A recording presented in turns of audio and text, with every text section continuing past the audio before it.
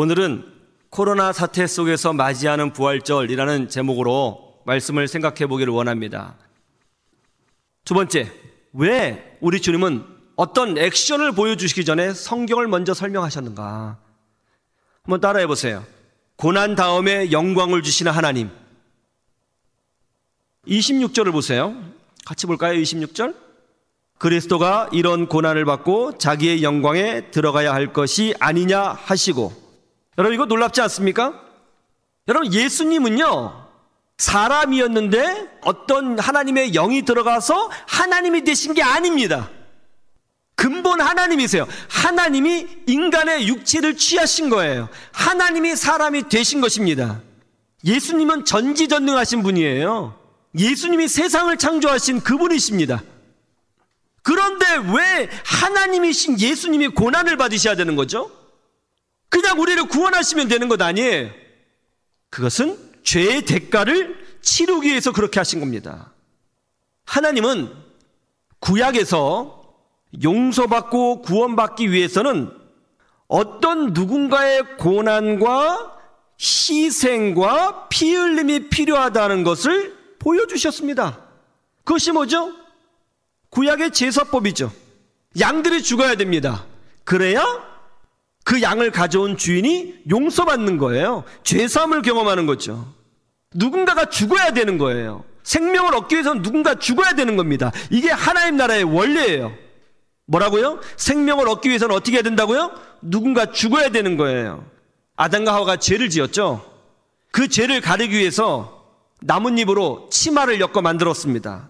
그러나 하나님은 나중에 가죽옷을 지어서 아담과 하와에게 입혀주셨습니다. 가죽은 동물의 죽음이 있어야 얻어지는 것이죠.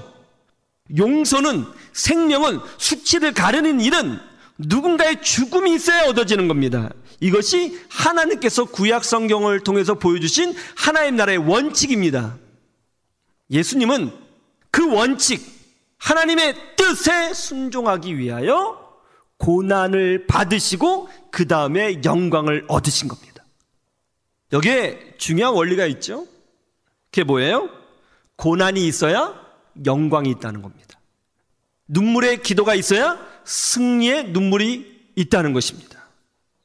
사람의 능력을 측정하는 방법이 많이 있죠. 지적인 능력을 평가하는 지능지수, 보통 뭐라고 그래요? IQ. 감정 조절 능력을 측정하는 감정지수 EQ. 도덕성 지수인 MQ. 리더십 지수인 CQ.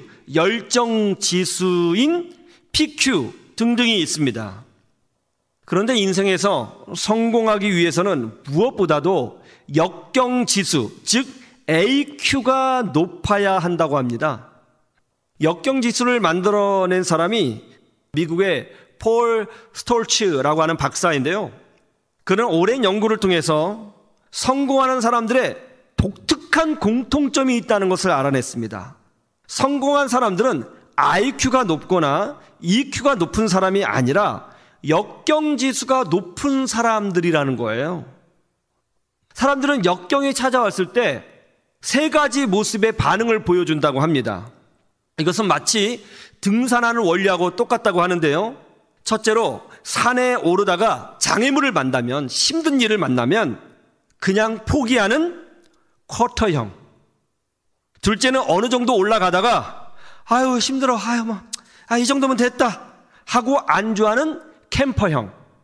셋째는 역경을 만나면 자신의 능력과 지혜를 전부 쏟아내서 그것과 싸우고 전진해서 결국 고지를 점령하는 클라이머형이 있다는 거예요. 여러분은 어떤 형이에요? 1858년 뉴욕의 한 가정에서 아주 병약한 남자아이가 태어났습니다. 소아마비로 다리를 절었어요. 근데 태어날 때 어떤 문제가 있었던지, 유전자적으로 문제가 있었던지 눈이 안 좋아서 어린 나이인데도 불구하고 돋보기를 써야 했습니다. 그리고 천식이 있었어요. 그리고 또 모르는 사람들하고 같이 있으면 불안 증세를 보이면서 호흡 곤란 증세를 보이는 아이였습니다. 좀 장애가 많은 아이였죠. 이 아이가 11살이 되었을 때에 아버지가 아들을 불러서 이렇게 말했습니다. 아들아, 너는 장애도 있고 시력도 나쁘고 천시까지 있구나. 그러나 이런 고난들을 극복하면 그 다음에는 하나님께서 너에게 영광을 보여주실 거야. 그러니까 하나님을 믿고 늘 하나님께 도움을 구하는 사람이 되거라. 고난 다음에는 영광이 오는 거야. 알겠지? 이거 믿고 전진해. 그럼 하나님께서 너를 위대한 인물로 만들어 주실 거야. 이 아이는 아버지의 말씀을 믿었어요. 고난 다음에 영광이 온다는 그 말을 믿고 믿음으로 살려고 했습니다. 어려서부터 교회를 매우 좋아했습니다. 신앙 안에서 건강하게 성장했습니다. 신앙 안에서 건강하게 성장하니까 비록 다리도 좀 절고 눈도 보이지 않고 천식이 있었지만 무려 23살의 어린 나이에 뉴욕시 의원에 도전해서 의원이 됐습니다. 그리고 이어서요, 28살 젊은 나이잖아요. 이 나이에 뉴욕시장에 과감히 도전해서 뉴욕시장이 됐어요. 그리고 이후에 미국 부통령이 됐고요. 결국 장애가 있었고 많은 사람들이 반대를 했지만 결국 26대 미국 대통령이 됐습니다. 이 사람이 바로 루즈벨트 대통령이죠.